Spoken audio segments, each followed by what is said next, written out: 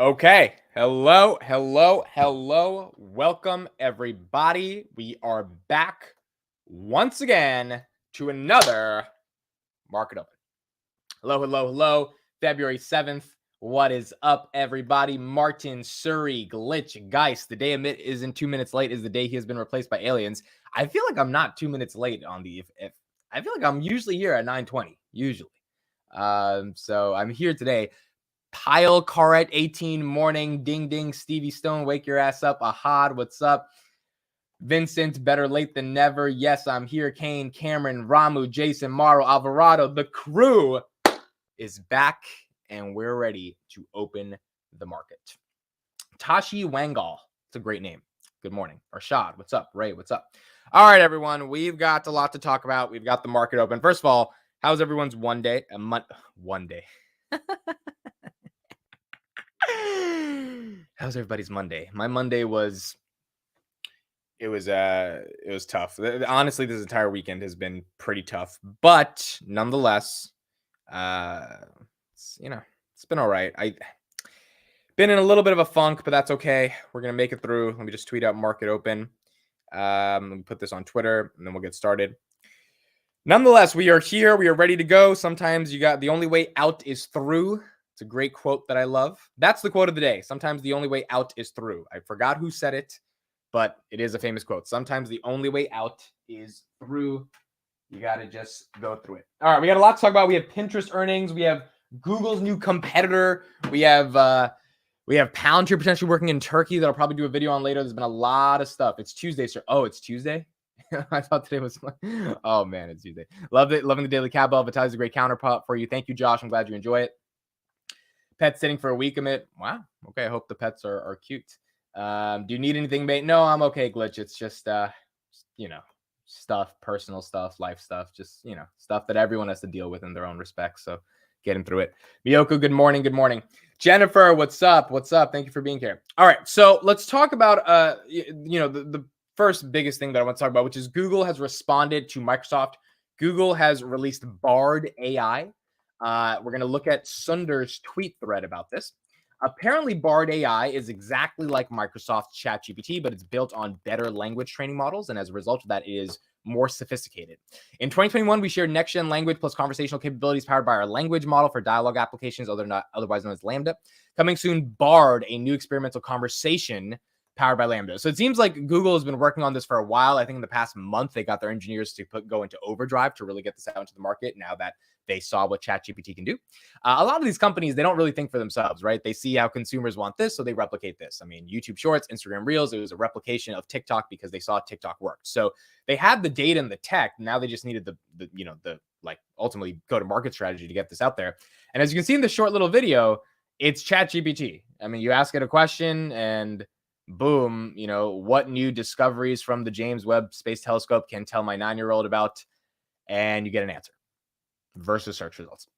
Now, the problem with this, as Google has been saying, or as all of us have been hypothesizing, is that this is going to gut Google's business model of ads. Now, maybe they incorporate ads into the search, or maybe they incorporate this into the search engine.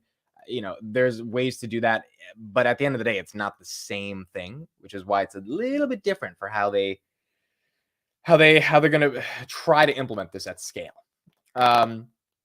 As we get into the stock market itself, Meta is down 0.11% pre-market. C3 AI, this stupid freaking, I don't want to say this stupid company, but this stock that is, I did a tweet last night saying the real winners of this stock being up 300% in a month because their name is AI and people are searching for it. That's how you know search engine SEO is a thing, right? Like people are searching for AI and then this thing that has a ticker symbol AI pops up. I mean, if Palantir's ticker symbol is AI, Palantir would be up 300%. The real winners is Robinhood, because the only people that are pumping this are not people on Fidelity or Vanguard. I mean, these are people that are using Robinhood, and that means Robinhood's Q1 2023 earnings are going to be through the roof with all these traders pumping up this meme stock. That's exactly, and it's not a meme stock because it's a bad company. It's a meme stock, just like Palantir was a meme stock back in March 2021 when it was trading at $30.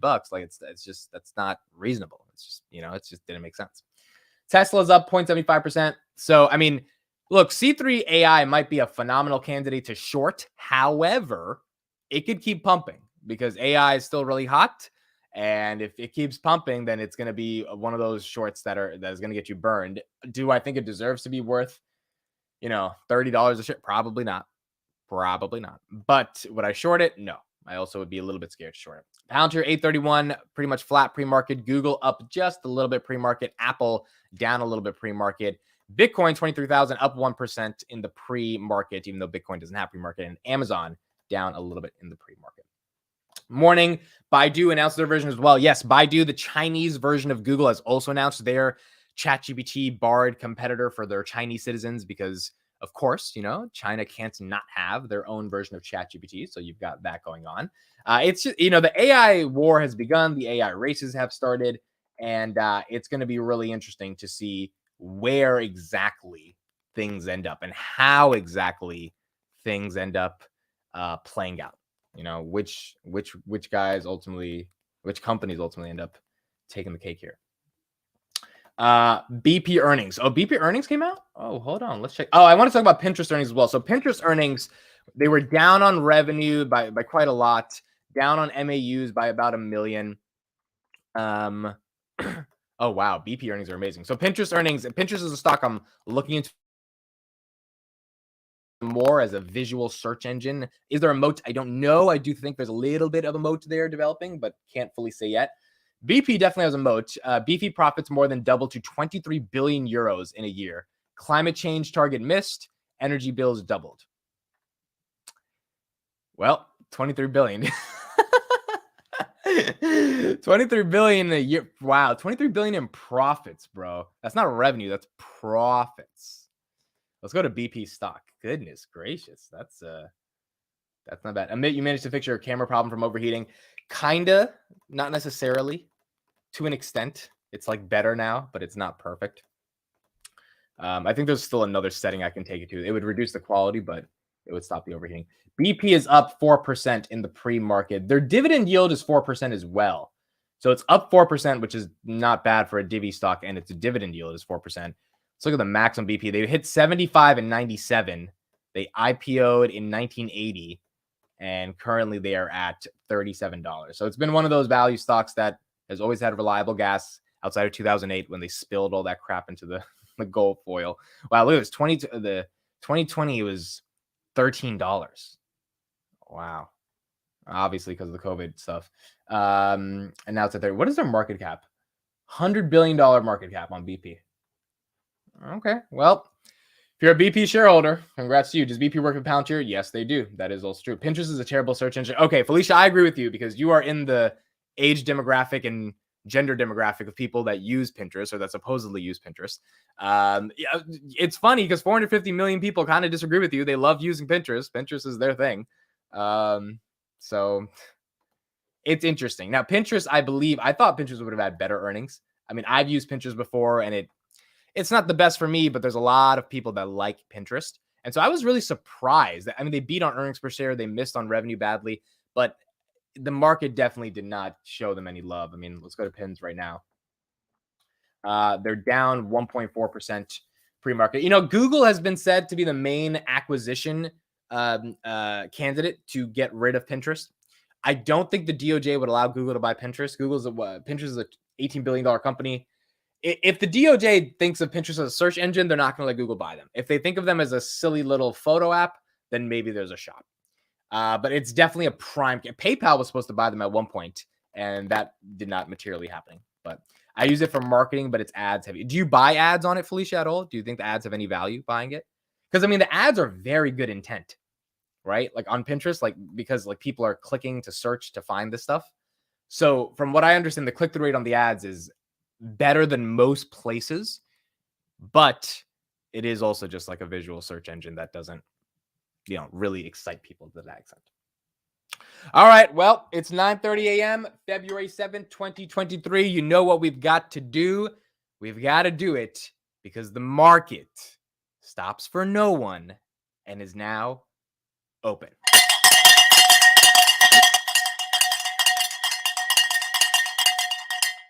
Stock market is now open on February 7, 2023. Wake your ass up. Trade desk, $52 down 0.57%. AI down 3.59%. It's going to be interesting monitoring this company and seeing where it ends up over the next couple days. By the way, Jim Cramer is now bullish on Tesla. That is his favorite automotive stock. Jim Cramer has been wrong on pretty much everything this year and last year.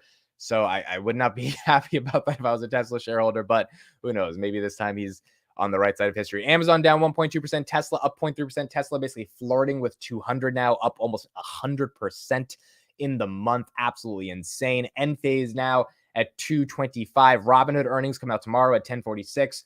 I am thinking of getting some Robinhood leaps for like $20 strike prices. I kind of feel like it's undervalued. I'm still doing my due diligence, but again, $6 billion in cash, $9.5 billion, $9.2 billion market cap. I think there's an argument for a swing trade here on Robinhood, but I will let you guys know if I actually do it.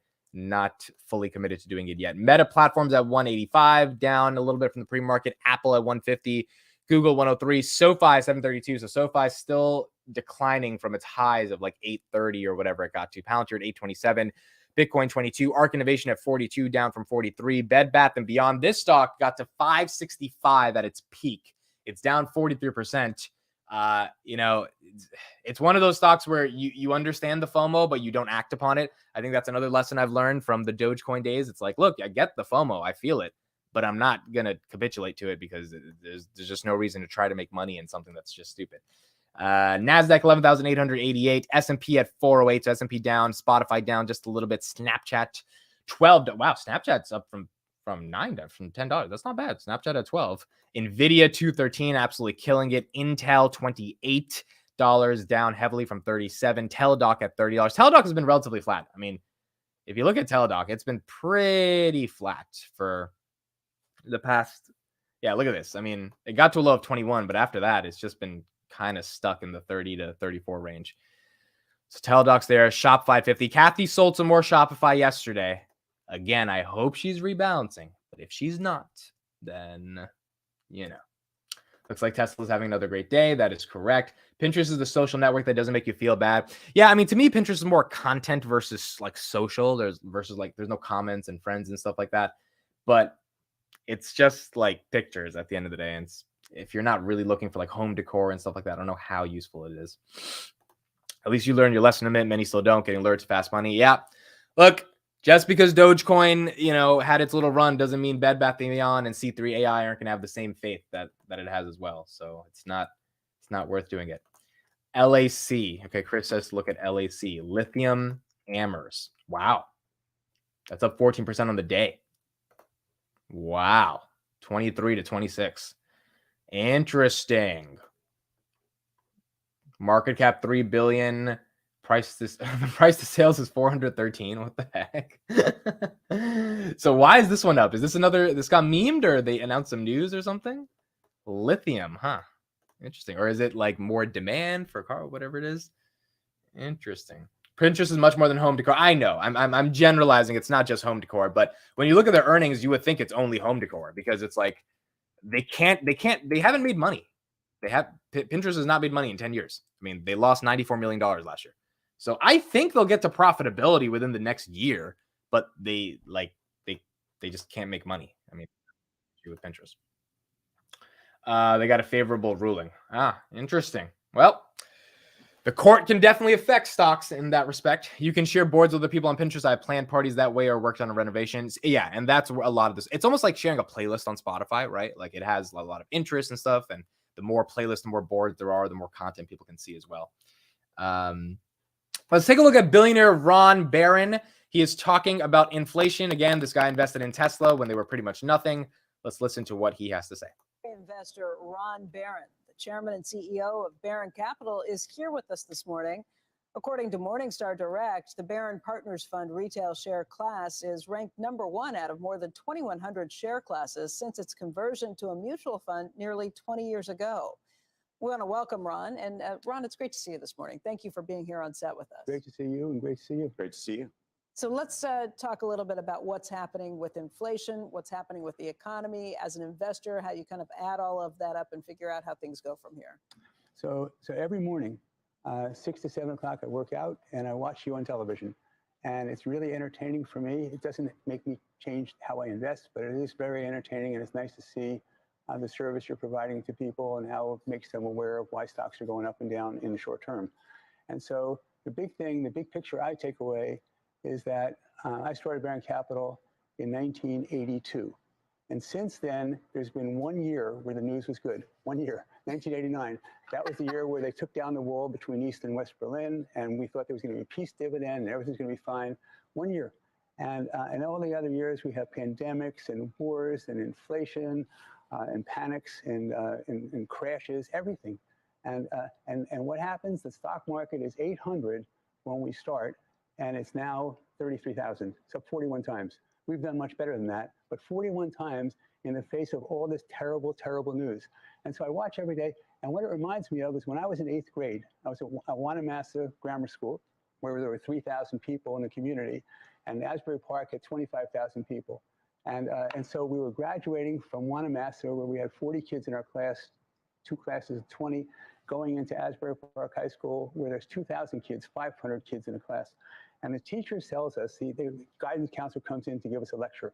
And when the guidance counselor says, his name, and my friend Alan Levine, whose curveball I could never hit when I was playing ball, never could hit it. Anyway, so call Alan, and he says, yeah, I remember it also. What I remember is that the lecture he gives us is that believe nothing that you hear and half of what you see. Nothing that you hear and half of what you see. I said, Alan, do you remember that? He says, yeah, he was my homeroom teacher. I remember that. And so that's the whole point. So imagine that when I'm in 8th grade, that's the thing that sticks in my head. So don't worry about the headlines. Yes. So you're not worried about inflation, concerns about the potential for war, geopolitical issues with China, with Ukraine and Russia, any of those things at this point? You're just looking at what?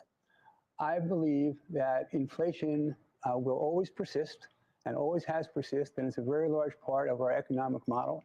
So I think that inflation long term is 4 or 5% a year. That's what you got to think about, 4 or 5% a year. That means that everything doubles in price every 14 or 15 years. Everything. It's tuition, it's labor, it's minimum wage, it's your car, it's your house, everything. And the example, one of the good examples I have is, I gave a whole bunch of examples in a chart, but you guys couldn't figure out how to show it as a chart. But one of them is my parents. I'm born in 1943, and my parents bought their first house, and we lived in a garage, on top of a garage in Bradley Beach. And then we bought our first house in 1948, 5 years later, and it was for $5,000 in Wanamassa. And then and we had that till 1955 when my parents sold it for $10,000, and they bought a $20,000 house, which is sold for $150,000, 10, 15, 20 years later. The bottom line is, I looked up on the internet what this house is worth. This house at 1122 Grassmere Avenue in Wanamassa, $529,000. So 100 times. That's 6.1% a year. And if I looked at the other house that they had, which was for $20,000, which is now worth $1 million something, that house is 5.1% a year. Everything you look at, steak, tuition, cars, everything, 4 or 5% a year. So, I mean, that's some great knowledge from the OG, right? Ultimately, what he's saying is like, look, things are going to go up in value in time, even with the cost of, even with the effects of inflation, things will adjust to it. And as a result of it, it's not something we should be super, super concerned about. Ron Barron's one of those interesting guys who's not trying to analyze the day-to-day events of the Fed and kind of what's going on with inflation or CPI or interest rates. He's kind of just like, give me the best companies and let me put a lot of money in them and let it ride out, because he thinks Tesla will survive inflation. He has also said Twitter that he's invested a couple $100 million and is also going to perform well. And, Elon Musk, as we said yesterday in the morning stream, is bringing Twitter towards break even in terms of its financials and balance sheet, which is very hard to do. I mean, Twitter, for those that have tried to analyze the business model, it was very close to bankruptcy. I don't think that was a lie, especially because a lot of advertisers pulled out and they have these interest payments. If Elon can get it to break even and they introduce something like a YouTube competitor or a payments processing or something that gets it to profitability, that's going to be one of the best turnarounds in history. Absolutely one of the best turnarounds in history. Okay, let's take a look at a little bit of the C3 AI CEO talking. Now, basically, this dude struck gold with his ticker symbol. And now CNBC wants to talk to him and they're like, hey, what does your company actually do? I just want to see for a minute or two, because I haven't seen this yet, how he's describing the company. Imagine your company's market cap doubled or tripled within a matter of 2 days. whether it's from 100 billion to 300 billion or 1 billion to 3 billion. That is a lot of change. And now the press wants to know more about you. How would you talk about your company? Let's see what he has to say. So we should draw some lines here between what C3 AI is and does and maybe isn't. Naturally, the greater buzz and attention around AI has people excited about all things AI. You know, you have enterprise customers. You make their network smarter, make them run more efficiently, and apply artificial intelligence to some of their functions. How is that kind of seizing upon some of these other innovations that are about search and chat and language generation and things like that? Great question, and thank you for asking. So we spent the better part of the last 13 years and about $1.5 billion building this software stack called the C3 AI platform that we apply in some of the world's largest organizations, United States Air Force, Department of Defense, Shell, Koch Industries, others, to build very large-scale predictive analytics enterprise AI applications. And this is based upon a model-driven architecture. And so we've been tracking what's going on in OpenAI kind of very closely in recent years.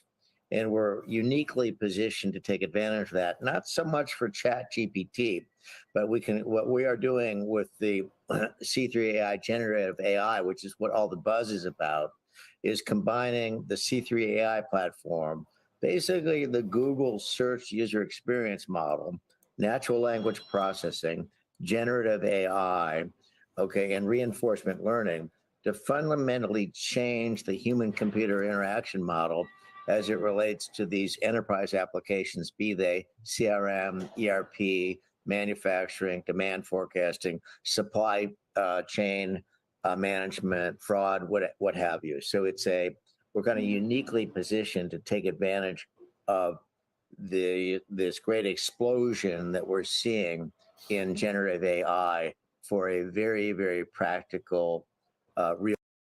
Okay, so he keeps saying we're uniquely positioned to take advantage of it, and he has not described the unique value proposition. Did anyone else notice that? I mean, again, I'm not trying to hate on him, but like, if the argument is we spent 13 years building this, that's not a unique reason. So, for example, if Palantir was talking, I think they would talk about their ontology, right? And say that's their unique reason that they are fundamentally different than a lot of these other companies that try to bring this type of value to clients. It seems like for him, he's just saying generative AI, blah, blah, blah, blah, blah. He's putting a lot of words together and he's like, well, we're uniquely positioned. And my question is why? Maybe he'll explain a little bit more. Chris said he sounds like Carp. Chris, you're a piece of crap. Real world enterprise application experience. Got it. So it certainly seems, though, that it's more an enhancement or a feature of, an input to what you're still selling as these very large corporate subscription-based systems, right?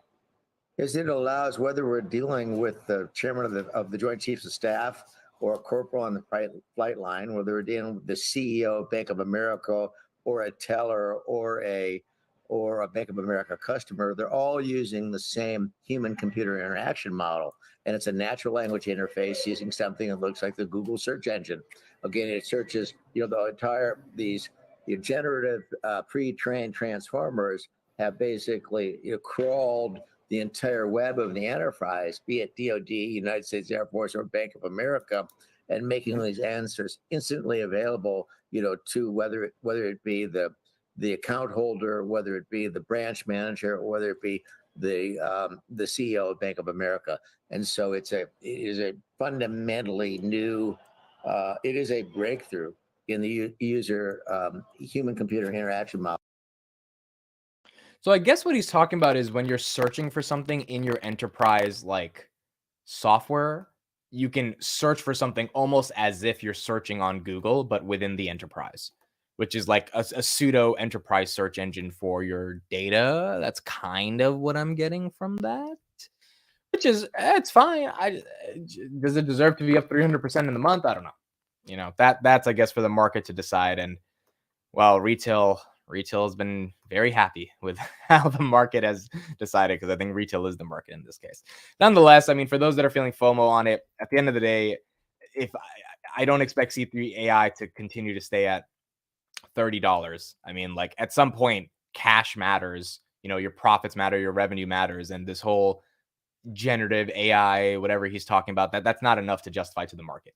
I mean, you got to have something that justifies it to the market. And so we'll see, if they can continue to hold this up, that's great. But Bed Bath & Beyond also has not been able to hold it up. So it's a scary game getting involved. But if something actually happened, they got a contract, this and that, I would be like, yeah, sure. I could see why it's up. Nothing has happened other than the fact that their ticker symbol is AI.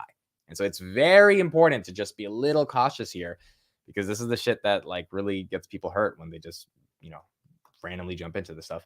Palantir at $8.36. Now there is I want to show a tweet by Sham Sanker talking about Palantir potentially working in Turkey. There has been a horrible earthquake in Turkey that has killed a lot, about 1,600 people, unfortunately, along with Syria.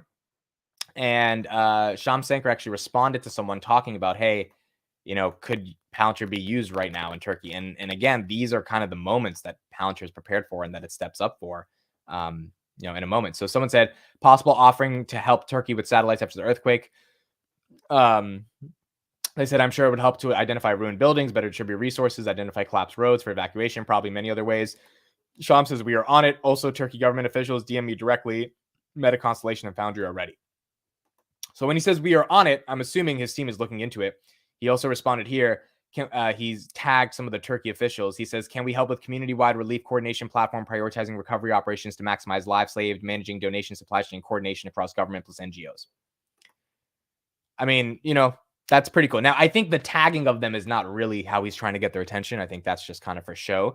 I do think Palantir, if they can use their very vast network of connections, can get in contact with some of the officials in the Turkish government, they can probably do a much more easier sales pitch, obviously without selling. I'm assuming they're not going to be asking for money at this moment. They're just going to give them the software and see how valuable it is. This is the type of stuff that I don't think C3 is doing, that I don't think Snowflake is, right? These are the types of moments where you really want to see, can a company step up to the plate? I mean, this is why Karp says we're not running to the metaverse. We're trying to solve problems right now. And so that's why it's a really interesting thing for Palantir to be able to do that. 2 earthquakes, 6,000 buildings down. The number of deaths will be tens of thousands. Yeah, it's bad. I mean, I haven't spent a lot of time looking into it because I kind of just started researching it this morning, but it doesn't seem good. It's pretty bad. I mean, it seems like one of the worst earthquakes we've had in a while. And if you have some type of software that can help manage that stuff, I mean, why wouldn't you, right? Why wouldn't you try to help as much as you can? C3 is better than Palantir. When Google will buy C3 when Tom Siebel retires and the stock will boom. Will it boom 300%? That it's doing already. C3 average at 13. Okay, so some of you guys have bought C3 before. Interesting. Some of you guys have bought it before. I've heard of them for a while, but I never bought them. What's the ontology of Palantir? So Salman, I have a good clip on YouTube. If you just type in emit Palantir ontology, you'll find a clip with CodeStrap and me talking about it from our podcast. But the ontology is just the single source of truth that lets you understand what's going on in your business. It is the only thing that really matters at the end of the day when you're trying to make a data-driven, insightful decision. And that's what, as Sachin on the podcast has said, can save a company $80 million a day in the oil and gas industry. Right. And so like it's that type of technology that is so advanced and took them so long to build. Now they're figuring out how to sell it. That is the quote unquote next gold rush, as cloud computational stuff was back in 2006. And the gold rush for cloud compute is still going because the world is still mainly on prem. So there's just a lot of money to be made in those two sectors. And can Palantir get a lot of it? Potentially. Will they? I don't know. That is the bet as a Palantir investor. Let's see what else we got. We have Joe Biden giving the State of the Union today. So we from a political perspective, it'll be interesting to see what he says about inflation and what he says about the stock market and the economy. Obviously, 2024 is right around the corner, and that means he's got to start campaigning like by the latter half of this year, right? So that's going to be interesting to see what are his thoughts on how the economy is going. He did come up with a quote the other day saying that, inflation is not his fault. The economy is not his fault. Nothing is his fault. In fact, everything that's good with the economy is his fault. So we'll expect to see a lot more of the victory claiming, I guess you could say, for Joe Biden. Let's take a look at Pinterest CEO and just see a little bit of what he's saying. I figured out if there's a moat for Pinterest, because if there is, it might be undervalued. If not, then maybe it's a nothing burger. Welcome back to Fast Money. Another check on Pinterest after earnings. Shares are lower by about 3.25%, but well off the after-hours lows after disappointing revenue guidance for the current quarter. Julia Borson joined us now for a first on CNBC interview with Pinterest CEO Bill Ready. Julia.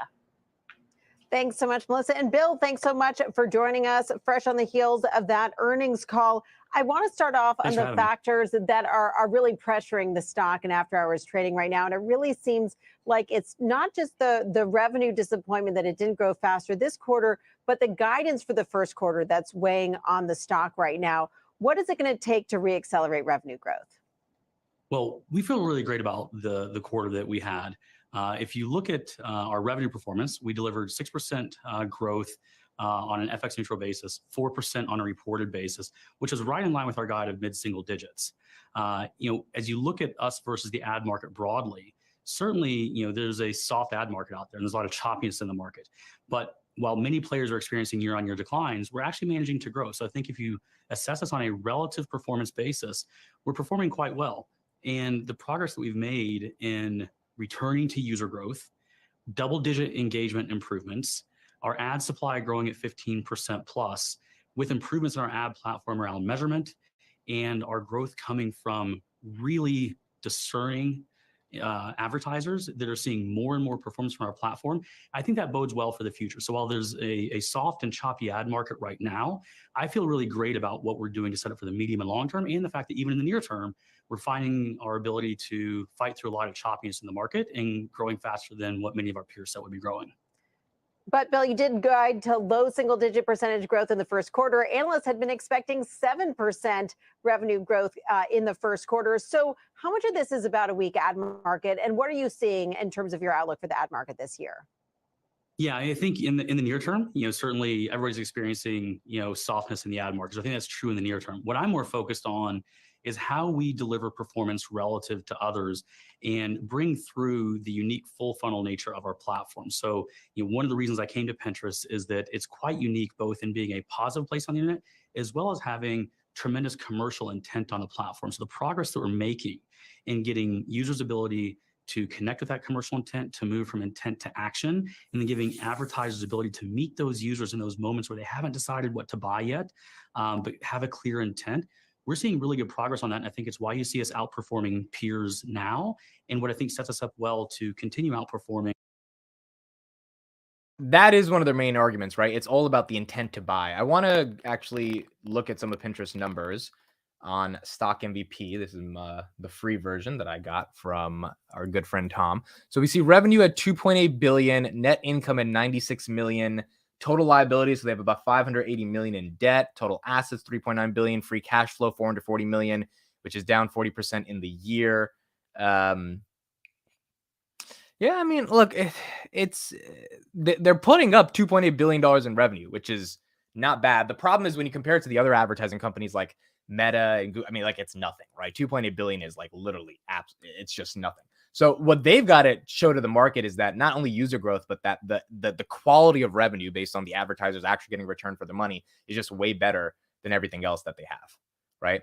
And as a result of that, that is what's going to make them a little bit more likable. Now, is it undervalued? I wouldn't say it's undervalued per se, especially because they're still not profitable and they're not growing like you could argue Spotify is undervalued because their user growth is substantial in comparison to the fact that they still lose money. Like they had 33 million new MAUs last month, which is crazy, right?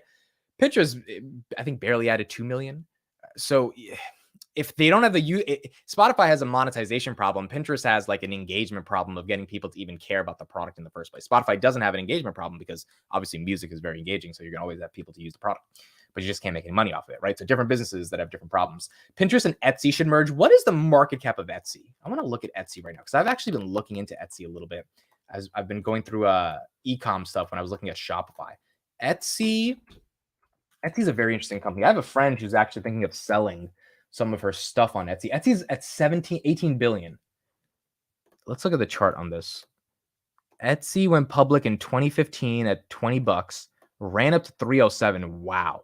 Ran up to 307, went down to 67, and it's up more than 100% since June.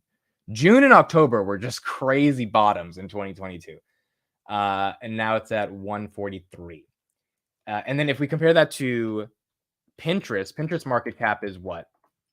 Wow, Pinterest same market cap, 17 billion.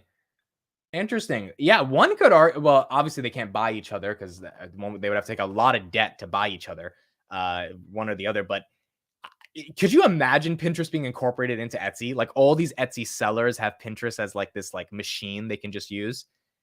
That would be a hell of a dual.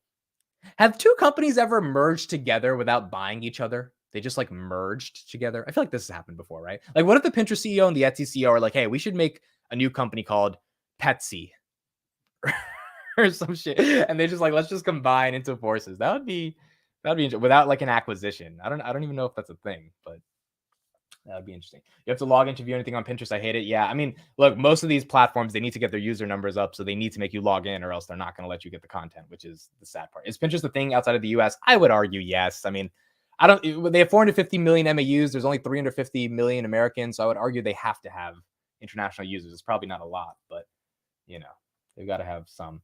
My sister gave me a Pinterest link, and at that time, that was the only thing I ever visited was Pinterest, and it took over a year to stop the notification. Yo, I feel you on this, Jace. I signed up once, and the amount of noties these guys sent me, I was like, goodness gracious, guys, this is not cool. We got to stop this. I don't care that much about Pinterest now. BP again up 5.68% on doubling their profits for the year. We have Robinhood earnings tomorrow. I think Robinhood's going to do well on earnings, to be honest. I think Q4, I think they're still going to lose money, but they're going to increase their transaction volume. They're going to increase their equities volume. Let's actually look at some numbers on Robinhood. Hold on. Let's look at Robinhood. Robinhood is losing $1 billion a year, but they were losing $3 billion a year last time. They're making $1.3 billion a year, and they're losing $1.3 billion. They have $17 billion in liabilities, $24 billion in assets, a free cash flow of $1.4 billion, which is down about 30%. So, I mean, the good thing is they have $6 billion in cash, and they have a $9 billion market cap.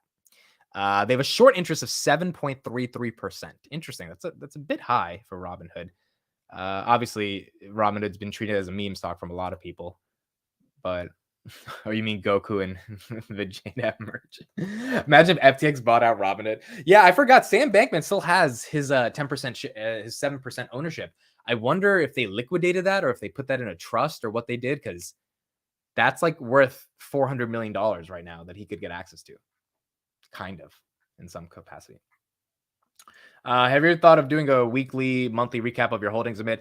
I mean, people kind of know my holdings, so it's not really. I only own like 4 or 5 stocks. When I really start diversifying and I get to like 10 positions and I'm actively managing them, then yeah. But outside of that, there's just not that many positions to keep updating on. But I'm looking for new stocks, right? I'm looking for different plays out there. I mean, I've been talking to Chris about Amazon deeply, thinking of Robinhood a little bit, but it's hard to pull the trigger on that unless it's a swing trade. I've been trying to get deeper into Pinterest, saying is there, because Tevis, we're doing a Pinterest deep dive next week. He's a big bull on Pinterest, and he thinks the market totally doesn't get them. And so that's why I'm like, all right, well, I trust you. You're a smart guy. I'm going to take a look into Pinterest, see if I can get any value out of this. And I'm not seeing the moat yet, Tevis. I don't fully get it yet, but I don't know. We'll see if there's anything there. We talked about it on Daily Cowbell today. So Daily Cowbell, Vitaly called it a POS stock. So there's that was Vitaly's take on it.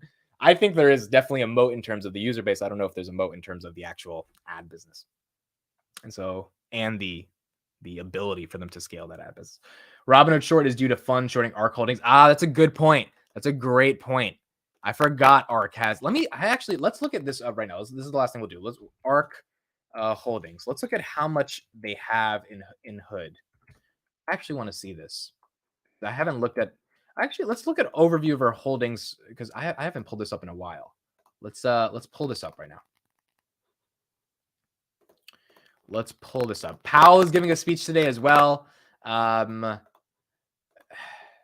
don't know. He sounded super dovish last time, so I don't know if he's going to sound super hawkish this time. Okay, let me zoom in on this. So Tesla's still at the top. Zoom. Wow. Exact Sciences is number 3. I did not expect that. Roku 4, Block 5, Coinbase 6, Shopify 8. So Shopify, she still has a big holding in the RKK fund. Where's Robinhood? Does she have no Oh, there she goes. She has 19 million shares of Robinhood, 89 million shares of Ginkgo Bioworks. So she still is, I think her average on Robin is like $30. So still a big believer in Hood.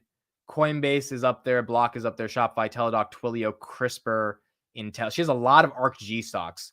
So if ARKG takes off, then ARKKK is also going to take off as well. All right, so 19 million shares of Hood. And yeah, it's being shorted probably from Robinhood as well. I do have Tesla, by the way, for someone asking. Okay, we'll do one last poll and then we'll allow today. Take a poll minute. Will Powell rise or sink the markets? I think it's going to stay flat. I don't think he's rising or sinking. I don't think he's going to say anything that's going to be that crazy. But let's do a poll. Powell speech tanks the market, rises the market. Okay, poll is live. Poll is live. Poll is live. Let's see what you guys think. Other than that, that's it for me, everybody. That's pretty much it for me today. Got a lot of more work to do. Thank you all for being here. 274 people. Appreciate you all. It's been a tough little weekend, tough Monday for me, but we're getting through it. Got a lot more stuff to do, and we're going to keep it going. It looks like you... I hope it tanks so I have an opportunity. Yeah, everyone now wants to buy. Everyone's like, screw it. We got too scared in October, got too scared in June. I feel you. I'm the same way. And now we're finally ready to buy. The problem is that's when it doesn't happen. What time is he speaking? I think 2 o'clock. I might be wrong on that. It might be 2 o'clock, though. I hope it tanks so I have my market. I can't vote because I think he's going to sink the market, but Tesla will still hold. Yeah, I mean, if you have it'll. I don't think he's going to be able to just get rid of Tesla that badly. All right, that's it for me today. Thank you guys so much. I appreciate you guys. Great stuff. I will see you tomorrow on another Market Open. Again, thank you all for being here. It means the absolute world to me. See you all tomorrow. Bye-bye.